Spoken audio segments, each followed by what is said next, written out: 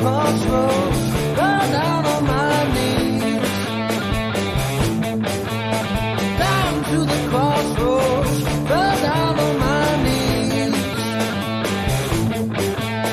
Well, what sort of a person? Save me if you please. Down to the crossroads, try to flag it right. Down to the crossroads, try to flag it right. Go past similar men, everybody pass me by. Well, I'm going down to Rosedale, take my ride up on my side. Going down to Rosedale, take my ride up on my side. Well, you still got a house, baby, on the riverside.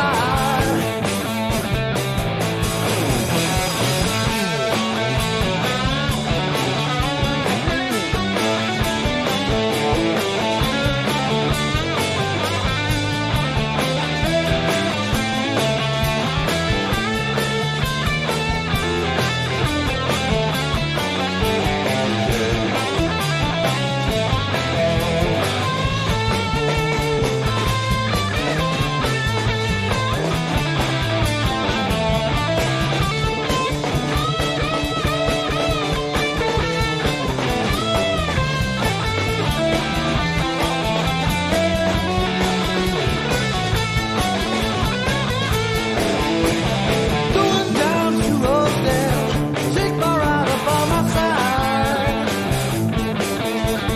Going down to Rosedale, take my ride up on my side.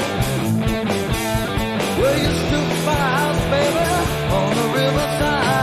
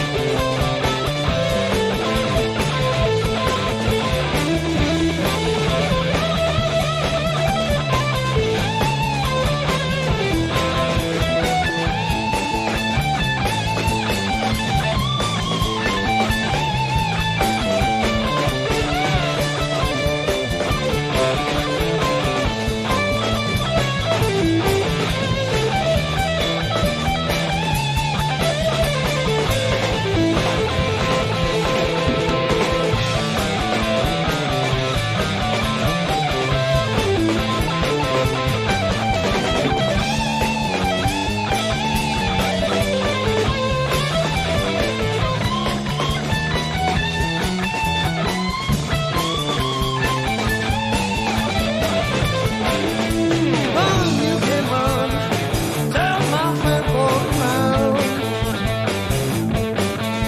Run, you can run, tell my friend walk around. Well, I'm standing at the crossroads, believe I'm sinking down.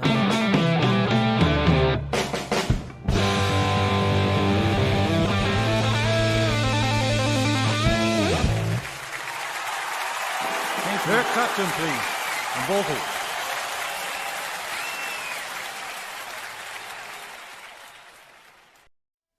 Hey everyone, and welcome back. Eric Clapton, Ginger Baker, and Jack Bruce with Cream and Crossroads from their 1968 album Wheels of Fire, coming in at number 10 on Guitar World Magazine's Top 100 Solos of All Time. Great classic Clapton solo on this one, obviously. One of only two live solos on this entire list. That is a bit of an oversight, in my opinion. There's loads of amazing live solos that are well deserving of a spot on this Top 100 list. Crossroads, of course, was a cover by Eric Clapton and Cream of the great Delta blues man Robert Johnson's Crossroad Blues, recorded in 1936. Though not referenced specifically in the lyrics, it's a tale supposedly about the place that Robert Johnson sold his soul to the devil to acquire his famous guitar playing skills.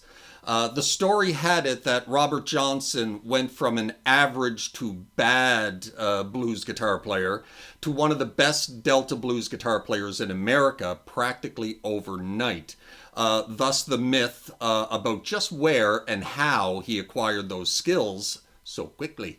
The tale was retold in a somewhat roundabout way in the fantastic 1986 film Crossroads, with Ralph Macchio and Joe Seneca, with music by Ry Cooder, Steve Vai, and Arlen Roth.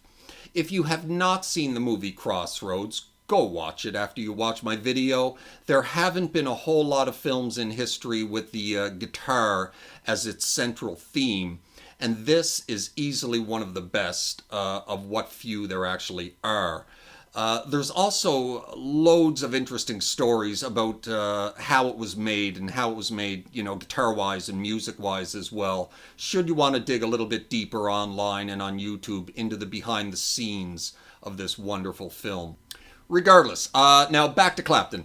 Now, Clapton took the original Robert Johnson Crossroad Blues and mashed it together both musically and lyrically with another of Johnson's classics, Traveling Riverside Blues, of which Led Zeppelin also did an absolutely smashing cover of.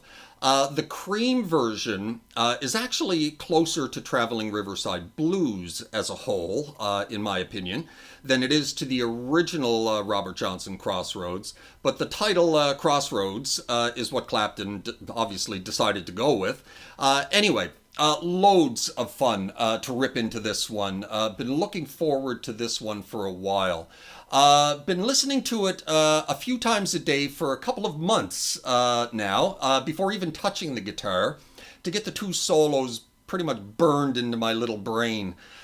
People often ask me, how do you remember these long solos that I have to do from this list? Solos like Maggot Brain by Eddie Hazel and Blue Sky by the Allman Brothers Band and Stranglehold by Ted Nugent, etc., etc. Well, that is how. I listen to them.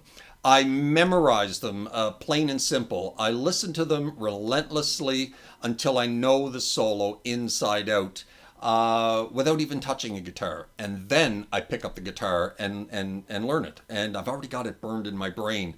It took me about a week to nail this one down. It's two solos, of course. The first being 24 bars long and the second being 36 bars long. Again, a lot to learn, a lot to remember. So I broke it down into 5 12-bar solos and picked away at each one over 5 consecutive nights.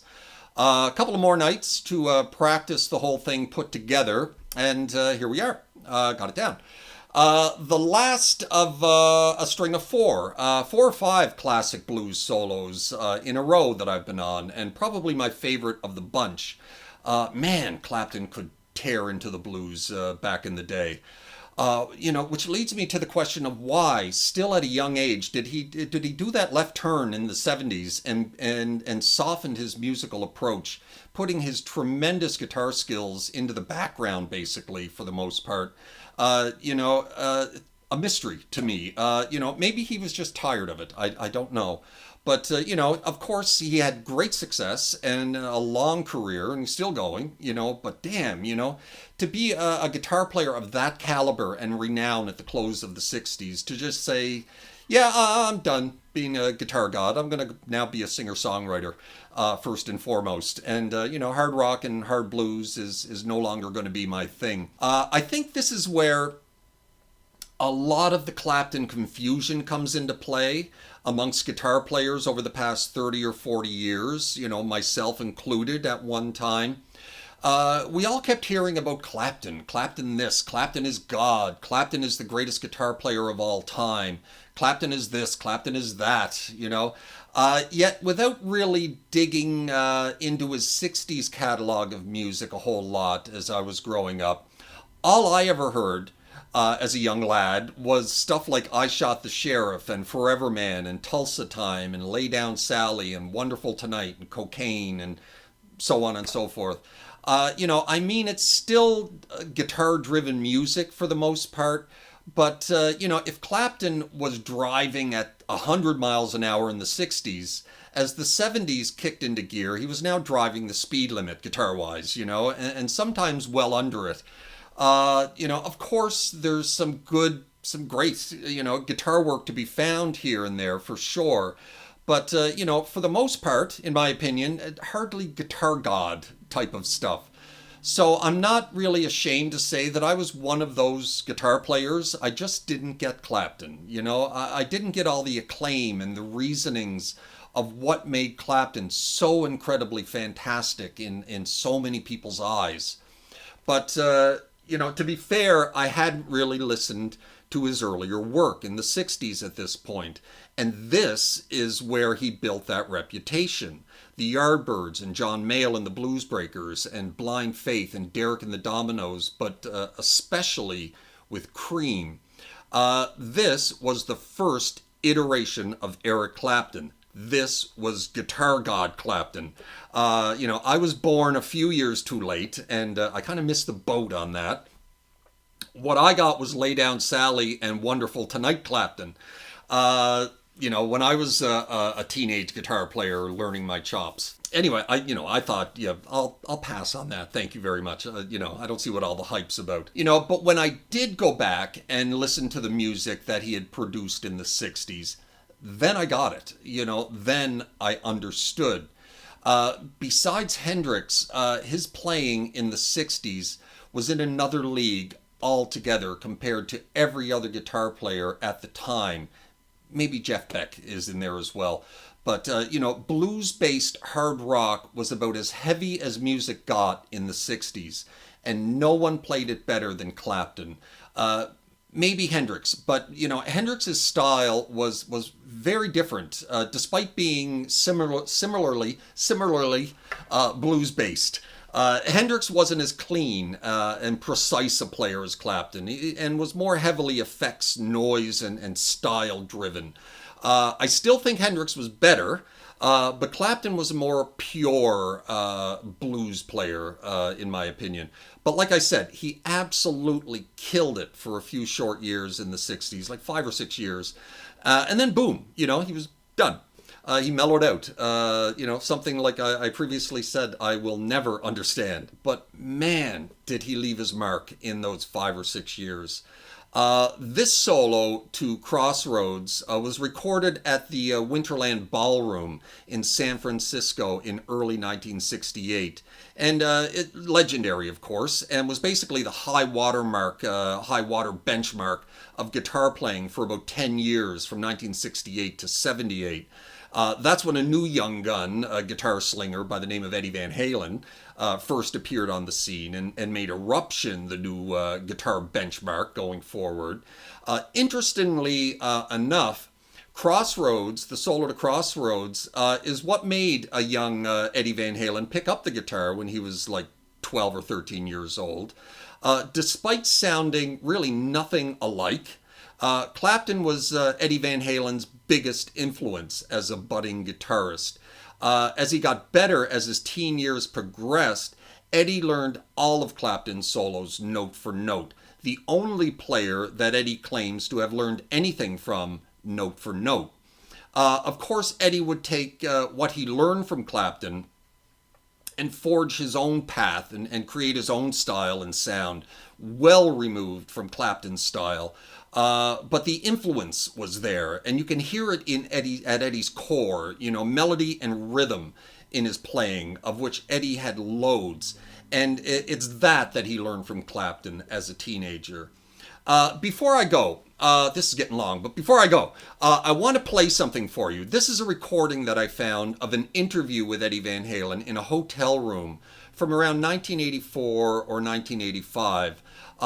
He's sitting down with a female reporter, and she asks him about his influences and his love of Clapton. And she mentions to Eddie that she heard that he could play Crossroads note for note. Now, this is probably 12, 13, 14 years since Eddie first learned it as a teenager, and he rips into it and absolutely nails it. It's amazing, actually. You know, I can't remember a solo I learned 2 weeks ago. Yet he took this solo that he learned as a teenager, and 13, 14 years later, he nails it note for note in a hotel room with this reporter. And I just want to play that for you because it's pretty cool. And so let me just get this queued up, and I'm going to stick myself down in the corner, one of these corners, and I'll be right back. All right, let's just cue this up here. You can play many different styles of guitar, can't you? I mean, you were telling me before you could play Crossroads note for note. Uh-huh. Which I'd still love to hear, actually. Okay, I'll play a little bit. Okay.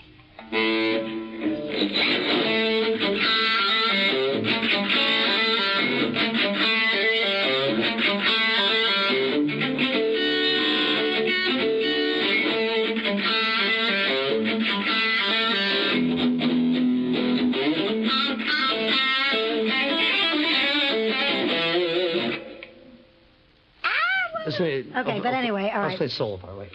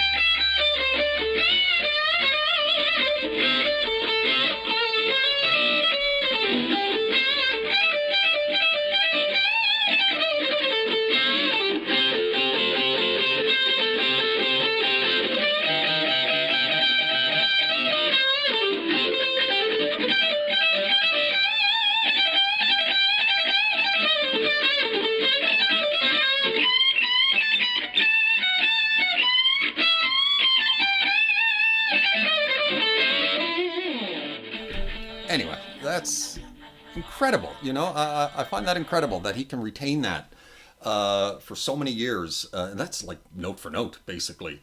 And after all that time, you know, to just be able to call that up and just play that note for note just in a hotel room, 14 years after he learned it. Anyway, I've rambled on long enough about Crossroads. I hope you enjoyed my little video today. And hope you're well in your little guitar corner of the world. Thanks for popping by. Thanks for watching. And hope you're all staying virus-free and safe and looking after each other.